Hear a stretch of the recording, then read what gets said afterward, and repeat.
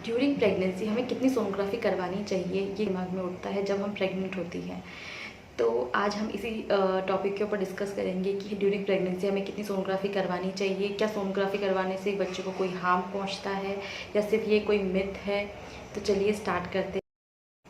सबसे पहले तो हम ये जानेंगे कि सोनोग्राफी क्यों कराई जाती है, मतलब उसका मतलब क्या होता है, सोनोग्राफी करवाना क्यों ज़रूरी होता है।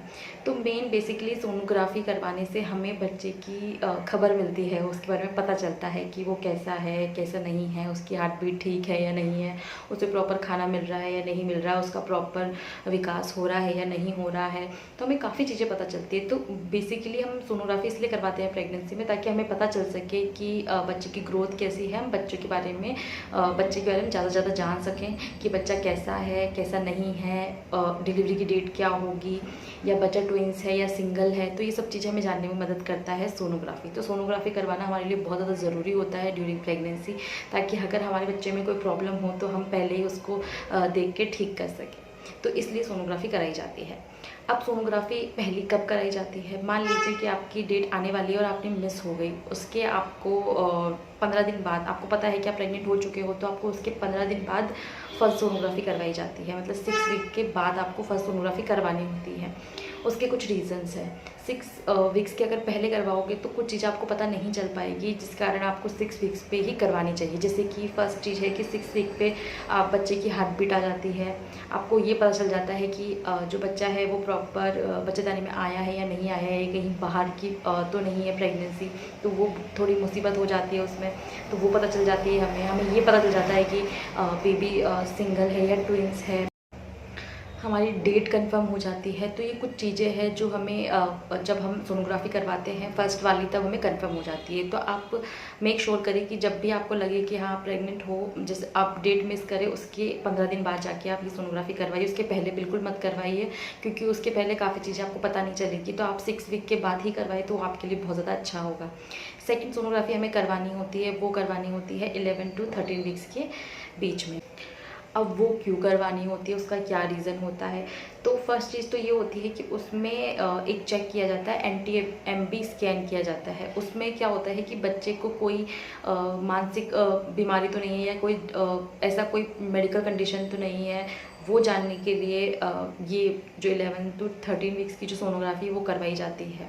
इसमें बेसिकली 2 चीज़ चेक की जाती है। फर्स्ट होती है नाक की हड्डी और सेकंड होती है अपनी गर्दन वाली हड्डी, जिससे वो ये पता लगाते हैं कि बच्चे को कोई मेंटल प्रॉब्लम तो नहीं है, या उसका मानसिक विकास सही से हो रहा है या नहीं हो रहा है, ताकि बच्चे को अगर कोई प्रॉब्लम हो तो वो पहले से ही सब कुछ देख सके। क्योंकि बहुत ज़्यादा आपने डाउन सिंड्रोम का नाम सुना होगा, तो वो चीज़ें फिर बच्चे में ना हो, इसलिए पहले ही वो चेक कर लेते हैं। तो इसलिए आपको 11 to 13 वीक्स के बीच में ये सोनोग्राफी करवाना बहुत ज़रूरी रहता है। इसे NT-MB स्कैन भी कहा जाता है। जो थर्ड आपको जो करवानी होती है सोनोग्राफी, वो करवानी होती है आपको 5वें महीने में, मींस 20 वीक्स के पहले। जो 20वां हफ्ता होता है उसके पहले आपको ये सोनोग्राफी करवा लेनी चाहिए। तो ये सोनोग्राफी बहुत ज़्यादा इम्पॉर्टेंट है। अगर आपको कोई बोले कि आपको सिर्फ एक ही सोनोग्राफी करवानी है पूरे 9 महीने, तो आपको ये सोनोग्राफी ज़रूर करवानी चाहिए। मतलब ये मस्ट है। इसके कुछ रीज़न है कि ये क्यों मस्ट है, मैं बताती हूँ। फर्स्ट रीज़न तो ये है कि हमें इसमें पता चल जाता है कि हमारे बच्चे की ग्रोथ कैसी है। मतलब इस 5वें महीने तक हमारे बच्चे का सब कुछ, सारे अंग बन चुके होते हैं, उसका सारे जितने भी उसके ऑर्गन होते हैं वो डेवलप हो चुके होते हैं। तो हमें पता जाता है कि हमारे बच्चे में सब चीज़ सही से डेवलप हो रहा है या नहीं हो रहा है। सेकेंड चीज़, हमें ये पता चल जाता है कि अगर बच्चे में कोई कमी होगी तो हम उस टाइम तक पता कर सकते हैं। उसका मेन रीज़न ये है कि भारत सरकार ने कानून बनाया है उसके लिए।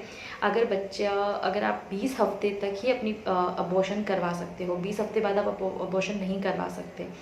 तो कुछ माँ बाप ऐसे होते हैं, अगर उनके बच्चे में कोई प्रॉब्लम होती है तो वो आगे कंटिन्यू नहीं करना चाहते, तो उस केस में वो अबॉर्शन हो सकता है। अगर उसको क्रॉस कर जाए और फिर उनको पता चले कि उनके बच्चे में कोई प्रॉब्लम है और फिर वो नहीं रखना चाहे, तो फिर वो एक आप समझ सकते हो कि वो गलत हो जाता है। तो इसलिए ये बहुत ज़्यादा इंपॉर्टेंट है कि आपको 5वें महीने तक पता चल जाए, 20 हफ्ते से पहले पता चल जाए कि आपके बच्चे में कोई प्रॉब्लम है या नहीं है। और आपको ये ज़रूर ध्यान रखना चाहिए। इसमें क्या होता है कि इसको टीफा स्कैन भी कहा जाता है। तो उससे आपको ये पता चल जाता है कि आपके बच्चे की ग्रोथ कैसी है। कि बच्चे को खाना सही से मिल रहा है या नहीं मिल रहा है, उसके आसपास पानी ठीक है या नहीं है। तो वो सब चीज़ें बच्चों को हमें पता चल जाती है बच्चे के बारे में कि उसका सब कुछ ठीक है या नहीं है। तो आपको 5वें महीने की सोनोग्राफी ज़रूर करवानी है, जो 20 वीक्स के पहले होती है। तो आपको ये सोनोग्राफी मस्ट है। अगर आपको पूरे 9 महीने में एक ही सोनोग्राफी करवानी तो ये सोनोग्राफी तो आपको करवानी चाहिए। फिर नेक्स्ट आती है 8th मंथ की सोनोग्राफी। वो बच्चे की ग्रोथ देखने के लिए कि बच्चे की ग्रोथ ठीक है या नहीं है, कई बच्चा अपनी ग्रोथ से पीछे तो नहीं है। तो ये सब कुछ चेक करने के लिए 8 मंथ की सोनोग्राफी की जाती है और ये लास्ट सोनोग्राफी होती है। तो ये तो हुआ कि अगर नॉर्मल केस में अगर आपकी प्रेगनेंसी बिल्कुल नॉर्मल चल रही है तो आपको ये 4 सोनोग्राफी कराना ज़रूरी होता है। बट अगर आपकी सोनोग्राफी अब नॉर्मल है या आपको बहुत ज़्यादा प्रॉब्लम है या आपको बेड रेस्ट बताया गया है या आपको कोई कॉम्प्लिकेशंस है, तो फिर आपकी ये सोनोग्राफी और भी ज़्यादा बढ़ सकती है। तो आप ये समझ लीजिए कि अगर आपकी नॉर्मल प्रेगनेंसी है तो आपको मतलब 4 सोनोग्राफी करवानी होती है। बट अगर आपकी प्रेगनेंसी कॉम्प्लिकेटेड है या उसमें कोई प्रॉब्लम है तो आपको 4 से ज़्यादा सोनोग्राफी करवानी पड़ सकती है। और आप सोनोग्राफी करवाते हुए बिल्कुल मत डरिए, क्योंकि इससे आपके बच्चे के बारे में पता चलता है, बच्चों को ज़्यादा कुछ हार्म नहीं होता है, क्योंकि ये साउंड के थ्रू ही बच्चों के बारे में बच्चे की फ़ोटोज़ क्लिक करती है। और सोनोग्राफी 2 तरीके से होती है, एक होती है पेट के ऊपर से और दूसरी होती है वेजाइनल। तो ये 2 तरीके से सोनोग्राफी होती है। तो आप देख लीजिए आपका डॉक्टर किस तरह से, जो वेजाइनल सोनोग्राफी होती है वो पेट के ऊपर वाली से ज़्यादा सटीक होती है। तो ये कुछ चीज़ें थी। तो आपको सोनोग्राफी ज़रूर करवाना है ड्यूरिंग प्रेगनेंसी, ऐसा नहीं है कि आप ना करवाएं। 4 सोनोग्राफी तो मस्ट होती है अगर आपकी नॉर्मल प्रेगनेंसी है तो, और अगर आपकी प्रेगनेंसी अब नॉर्मल है तो आपको ज़्यादा भी सोनोग्राफी करवानी पड़ सकती है। और आप बिल्कुल हिचकिचाएं ना, क्योंकि इससे आपको आपके बच्चे के बारे में पता चलेगा, जिससे कि आप अपने बच्चे की प्रॉब्लम को समझ सकोगे। तो ये थी आज की वीडियो। अगर आपका कोई भी क्वेश्चन हो इससे रिलेटेड तो आप ज़रूर से मुझे कमेंट कर सकते हैं। और मैं एक मॉम हूँ ना, मैं मेरे जो एक्सपीरियंस है वो आपके साथ शेयर कर रही हूँ। I am not a doctor, तो जो डॉक्टर कहे वही आपको करना है। मैं तो एक आपको नॉर्मल नॉलेज दे रही थी कि आपको क्या करना चाहिए या क्या नहीं करना चाहिए। एक नॉलेज था ना कि आपको कितनी सोनोग्राफी करवाना चाहिए, तो मैं इस चीज़ में आपकी हेल्प कर रही हूँ। बट जो आपके डॉक्टर्स कहे कि आपको इससे ज़्यादा सोनोग्राफी करवानी पड़ेगी तो आप उनके साथ ज़रूर जाइए।